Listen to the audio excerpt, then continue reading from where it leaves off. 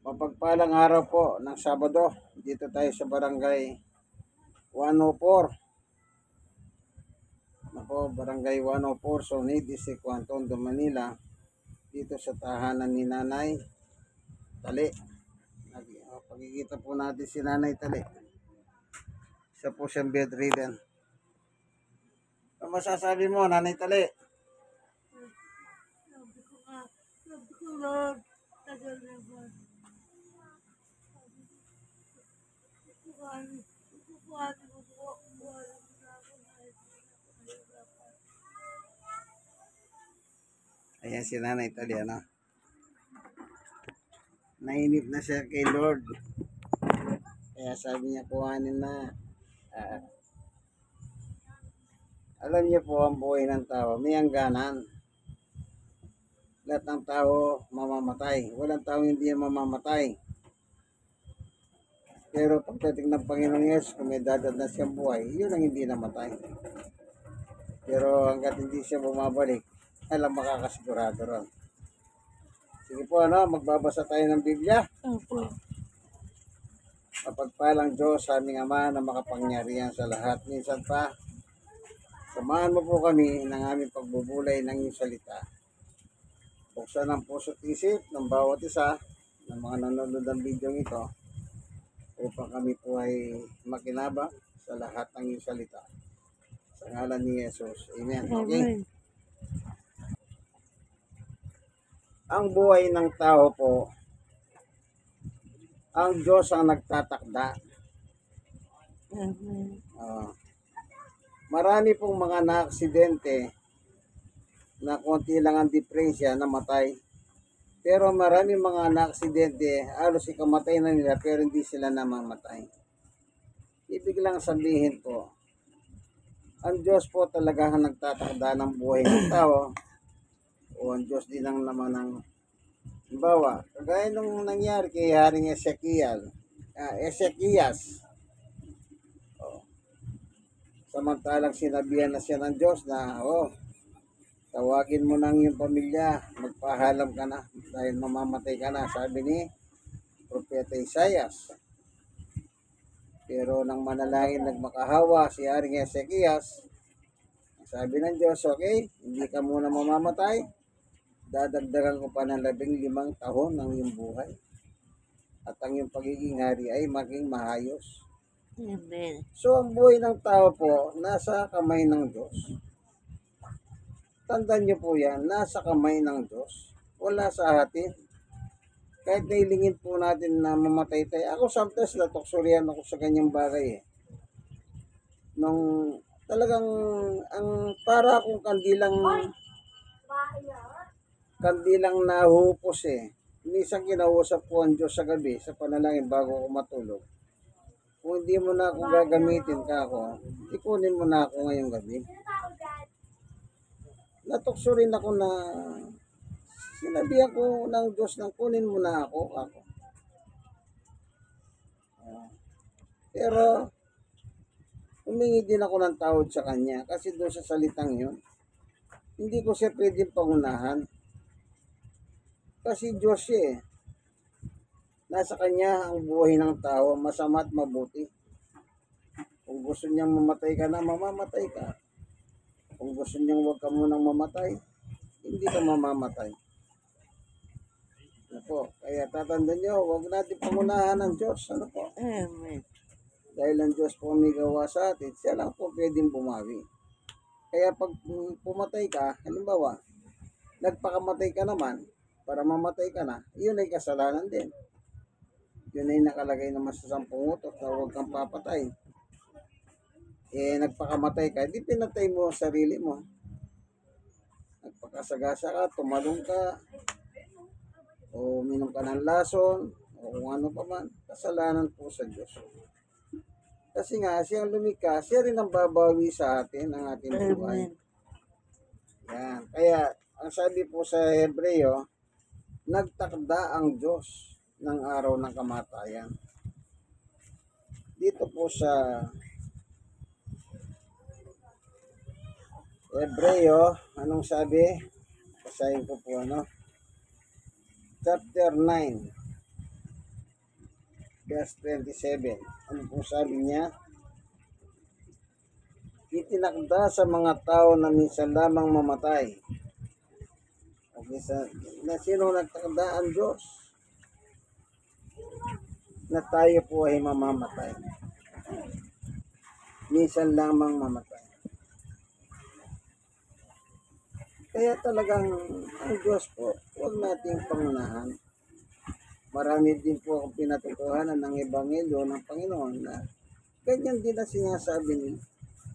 Sabi nung isa, ang tagal na. Parang matagal na siya naghihintay, ang tagal na. Hindi pa dumarating. Kaya sabi ko nga, huwag mong pangunahan ang Diyos. Kaya tayo bilang mga tao, binigyan tayo ng tamang kaisipan ng Diyos upang gamitin natin sa tama yan.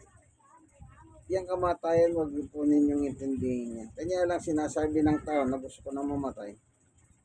Depende sa sitwasyon. Halimbawa, may sakit ka na sa tingin mo, hindi gumagaling. Yan. Mahirap ang buhay, alos hindi mo maiyabante ang pamilya mo. Yan. Sari-sari, problema kasi yan eh. Problema. Kaya dyan po pumapasok yung salitang in Christ alone, ay in crisis, Christ is in.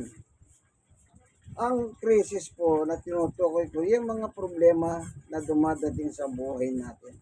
At isa po yan ang sakit. Problema talaga yan. May doktor nga kung wala ka rin pera. Punta ka ng ospital, mamamasahe ka. I-check up ka, libre na. Paano kung walang gamot na libre sa kanila? Di bibili ka. Kailangan mo na rin ng pera para uminom ka ng mga gamot. Talagang malaking problema po, malaking pakikipagbaka yan pag meron ka sakit. Pero kung magdadasal ka sa Diyos ka lumapit, ang Diyos po naman ay handang makinig.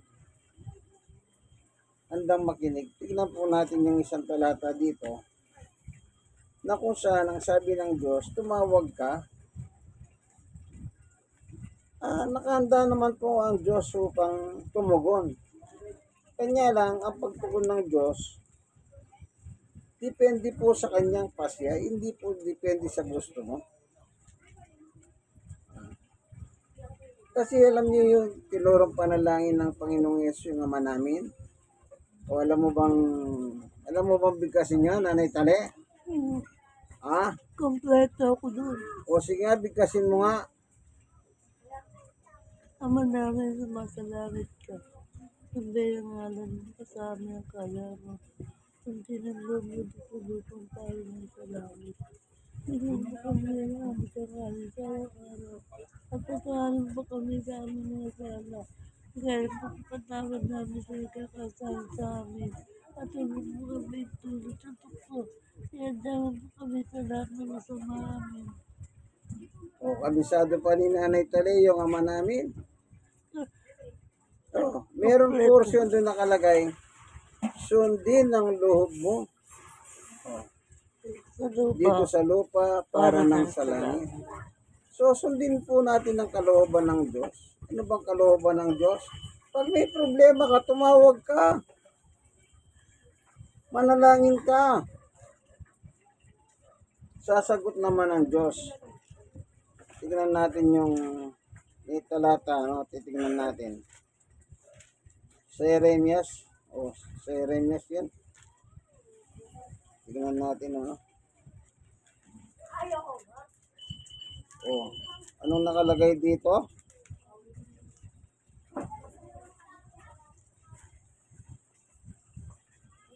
Ito. Basahin ko po.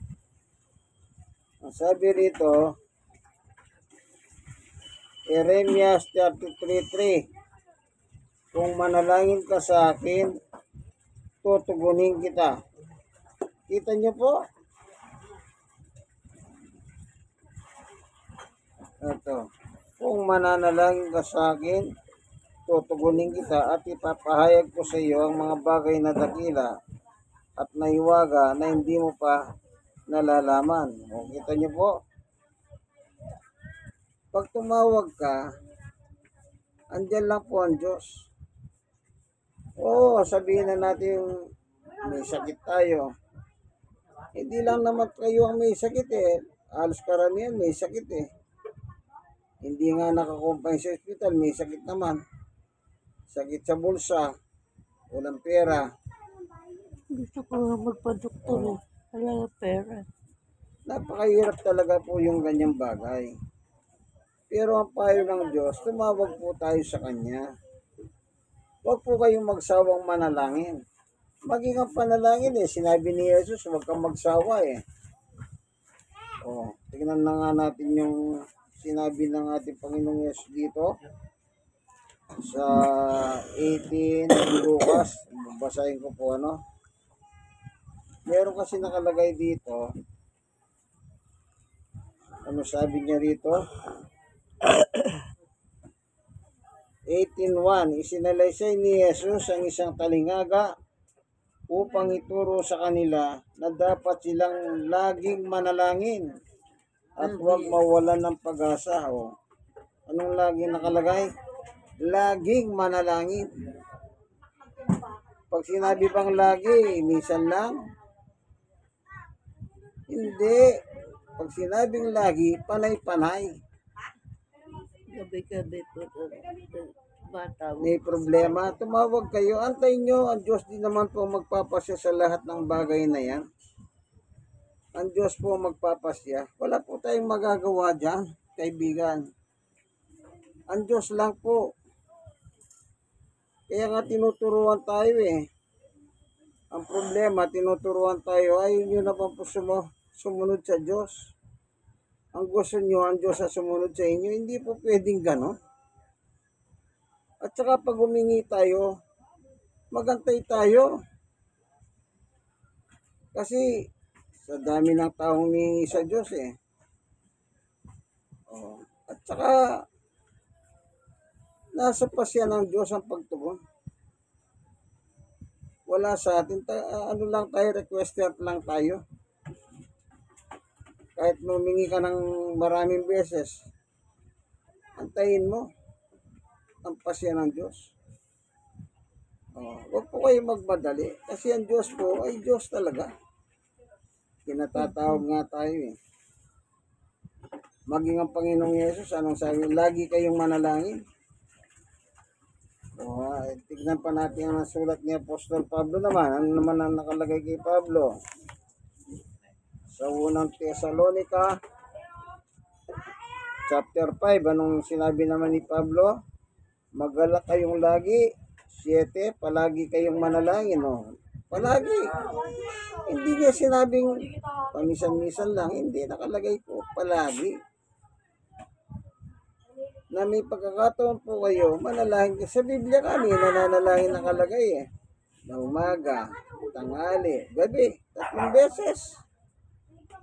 Kayo kaibigan, baka isang beses lang kayo manalangin. Tapos nagmamadali pa kayo. Si Daniel nga, umaga, tanghali, gabi. Kaya wag po tayong maging paranoid. Ayan yun po ang Diyos ang magpasya. O gaya ko po, nagkaroon din ako ng sakit. Pero hindi ko po inanuhan ang mga bagay na sa Diyos. Basta ako nagtuloy-tuloy pa rin po ako nananalangin. Yan ang naging buhay ko eh, ang manalangin. Hanggang ngayon po, bali, 6 na taon na po akong stroke. Ay ako, na, 3, 4. Stroke loss ang kaso ko. Pero sa awat biyaya ng Diyos, malakas pa, nakakapagbahagi pa ng ebanghelyo. Kagaya ni Nanay Tali, na-stroke din po ito. Kanya lang, hindi po nakahiga na lang. Depende po sa stroke. Depende. May iba't ibang category po kasi ang stroke. Yung sa akin po, wala siyang category. Hindi mo siya pwedeng pangalanan ng kung ano. Wala siyang category. Yung stroke loss.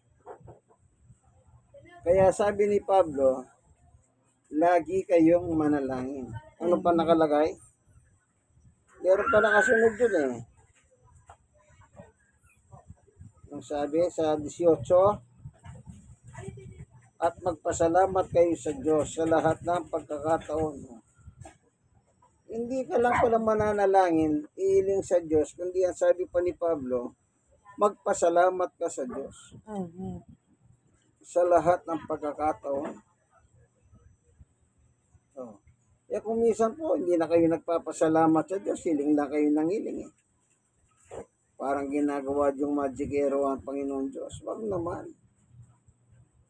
Pasalamatan nyo rin po. Halimbawa, nung araw, meron kong nakausap. Ilang taon ka ng stroke? Ako 5 taon, sabi niya. Isipin mo. Nung may stroke siya, ang sinabi niya, pinarurusahan daw siya ng Diyos. Isipin mo, kung parusahan ka ng Diyos, kako, di sana unang stroke mo, namatay ka na. Hindi, nakakalakad pa. Bagamat nagtutungkod, nakakapagsalita, nakausap ko ka eh.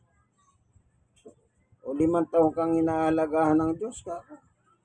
Tapos sasabihin, pinaparusahan ka. Tingnan niyo po yung mentalidad ng tao na yon.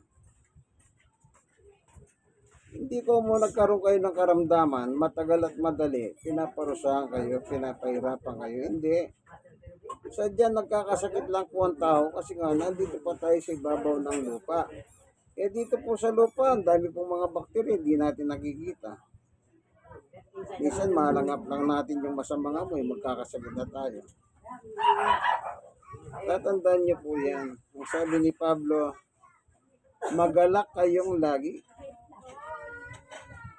Magpasalamat kayo lagi, manalangin. Kaya bago po kayo umiling, pasalamatan niyo muna ang Diyos. Anong ginawa ng mabuti ng Diyos, pasalamatan niyo. Maging yung sakit ninyo, malay ninyo, ginagamit ng Diyos yan para mas lalo kayong lumapit sa Kanya. Hindi, imbis na lumapit kayo sa Kanya, puro kayo daing, hirap, ganito, ganito. Sino bang hindi nahihirapan? Yang mayaman po, nahihirapan din sila. Lalo na siguro yung mahirap. Kaya tandaan niyo po, ang sabi po ng Biblia, yung Ama namin, sundin ang kalooban mo. Sumunod po muna kayo. Kapag nakasunod na kayo, tsaka kayo magreklamo. Yun ang nangyayari kay Aring Ezekias. Sumunod muna po siya. Sumunod siya. Kaya nung magkaroon siya ng sakit, Dito kay Lolo. kaya nung magkaroon siya sakit, yun, nagreklamo siya. Tignan na niyo ha. Sa Isaiah 38. Tignan po natin, babasahin ko ano. Maganda yung ano niya eh. Para marinig ninyo ha. Ito. Sa Isaiah 38:1. Nang panahon yon, nagkasakit na malubha si Ezekias at nasa bingit na ng kamatayan, kaya siya dinalaw ni Isaias na anak ni Amos. Sinabi niya sa hari, ang utos nito ni Yahweh, inuutosan siya ng Panginoon pala. Ipatawag mo ang iyong sambahayan at gawin mo na ang iyong mga uling abilin, sapagkat hindi ka na gagaling, mamamatay ka na. Kita niyo po. 2. Pagkarinig nito, humarap siya sa dingding at nanalangin. 3. O Yahweh, alam mo ang paano ko namuhay ayon sa iyong harapan. Naglingkod ako sa iyo ng tapat. At ang ginawa ko'y pawang nakalulugod sa iyong paningin. Pagkatapos, nanangis siya ng malakas. 4. Muling nagsalita si Yahweh kay Isaias. 5. Sabi sa kanya, sabihin mo kay Ezekias na sinasabi ni Yahweh, ang Diyos ng iyong ninunong si David. Nakita ko ang iyong pagluha at narinig ko ang iyong dalangin, kaya dadagdagan ko pa ng 15 taon ang iyong buhay. Sino nagsabi mamamatay ang Diyos? Sino nagsabing dadagdagan ko pa 15 taon ng iyong buhay ang Diyos? Di Diyos ang may hawak ka ng buhay ng tao. Napakaliwanag. Eh bakit? Pinakinggan niya si Ezekias kasi nga, yun ang katwiran ni Ezekias. Naglingkod akong tapat sa iyo. Amen. Eh baka naman wala pa tayong ginawang paglilingkod sa Diyos. Puro tayo reklamo. Gumawa muna kayo. Then later on, at saka kayo mga twiran, kagaya ni Aring Ezekias. Amen? Amen. Salamat, Panginoon Diyos, sa katotohanan na binahagi mo sa amin na kami po hindi kami dapat maging reklamador. Manapa kami po maging masunuri sa iyo kung ano man po yung problema ang dinarahanan namin. Salamat po sa ngalan ni Jesus. Amen. Amen. Kayong mga nanonood ng video ito, like and share. Kayong mga na-share, i-share niyo po sa iba. God bless us all. Ito po ang inyong kaibigan kay Jesus, Brother Manny Bautista. Kasama ko po si Nanay Tali. Ayan po. Ito po, pag-apot, magdamag na nakahiga. Di ba napakagandang buhay? Gusto ko tumayo. Hindi ako matayo. Gusto ko Magapon magdamag. Sige po, ano? Hanggang dito na lamang. God bless us all po sa inyo.